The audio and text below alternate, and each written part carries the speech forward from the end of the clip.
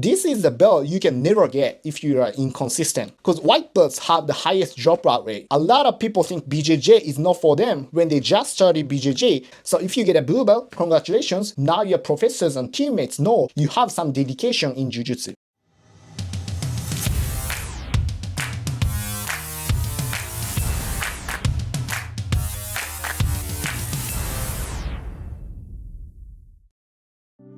Hello folks, welcome to my channel. My name is Kazuki Umemura. I'm a BJJ black belt training in Tokyo in Japan. I've been training, competing and teaching BJJ in multiple countries for a long time. So I'll be sharing a lot of useful information on this YouTube channel. So make sure to subscribe this channel so that you won't miss anything. So in the next few videos, I'll be talking about what each BJJ belt color means. Although this YouTube channel is gonna be mainly for practitioners 40+, for those videos about belt colors, I'll be talking about them for any adult and master practitioners at any age. So today's topic is about what it means to be a blue belt.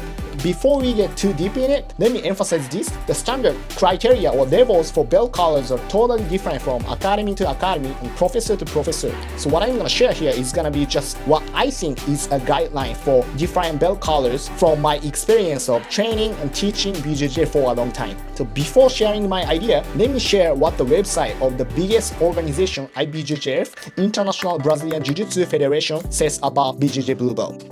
Blue belt is the first belt you get that has age restriction. You have to be 16 years old or over. If you are 18 years old or over, you have to be a blue belt for at least 2 years to get a purple belt.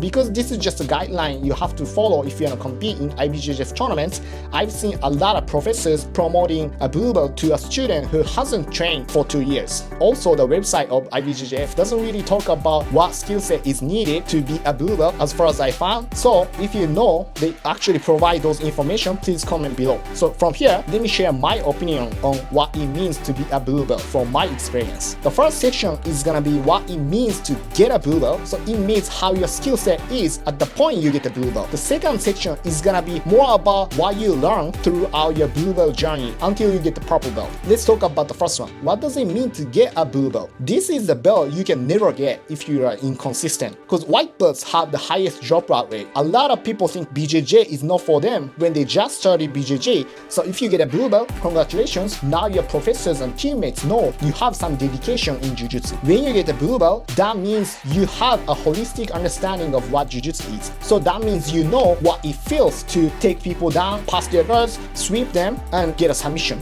If you just started BJJ as a white belt, training BJJ, going to the academy is almost like living in a different planet. Everything you see is new. But at the point you get the blue belt, you should be able to explain what Jiu-Jitsu is and how it feels to do Jiu-Jitsu to someone who has never tried BJJ before. Also, at this point, you know all the fundamental moves such as shrimping out, back roll, leg rotation, technical stand-up, and so on. Things you do as a warm-up drill. But not only do you know them, but also you know how to apply them in actual situations, like when you're supposed to shrimp out to get out of side control, you can do so. When you're supposed to do a technical stand-up to avoid getting swept, you can do so. You don't have to be able to do all of them perfectly, but you can most likely execute them to defend yourself, at least against white belts or people who have never tried BJJ. When it comes to actual techniques like sweeps, guard passes, and submissions, you can recognize most of major positions and techniques. Like when you look at their hip guard, you can tell it is their hip guard. Like when you look at spider guard, you can tell it's a spider guard. When you look at side control, baseball choke, you can recognize them at least. On the top of that, you can actually execute those major positions or techniques, around 20 to 30% of them. Of course, there's no exact number. This is just a number I came up with from my experience of teaching Jiu-Jitsu. But my point is you have some techniques that you can execute. At this point, if you roll with someone who has never tried BJJ, you should be able to finish a takedown, sweep, guard pass, submission, unless they are much bigger or have some other combat sport background. Now, let's get into the second section. What you learn throughout your blue belt journey until you get the purple belt. Throughout your blue belt journey, the biggest change you will see is you will start seeing what positions or techniques you are good at or will be good at. In another way of saying it, you will start seeing what positions or techniques fit your body type. Throughout your blue belt journey, let's say you play a spider guard and you realize you have short legs and the spider guard is not really for you, and then you realize leg lasso guard fits their body type better, or you try cross choke and you realize cross choke is gonna be good for you because because you have strong arm strength. You might not have a solid and strong A game like purple belts do yet, but whatever you find yourself being good at this stage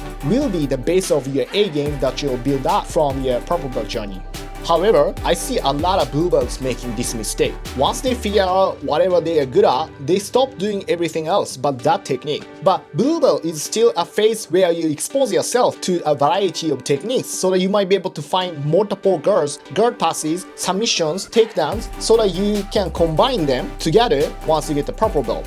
And that's gonna be your A game. I actually made exactly the same mistake when I was a blue belt. I was pretty good at leg lasso guard, so when I was a blue belt, I kept doing leg lasso guard and not doing anything else. And I had no problem going against higher belts by just using leg lasso guard.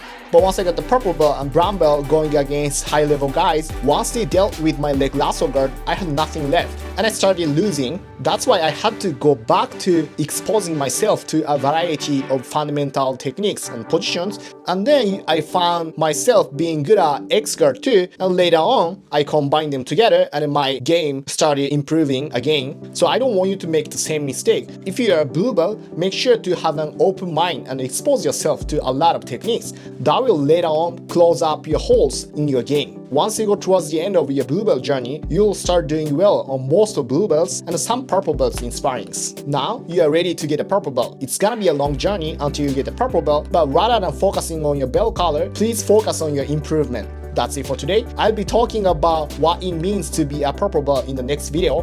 Besides that, I'll be posting a lot of useful information on this YouTube channel. Most of the content will be for practitioners 40+. I'll also post a lot of stuff for any practitioners at any age. So make sure to hit the subscribe button so that you won't miss anything. Thank you for watching. Today is the youngest you'll ever be. Awesome.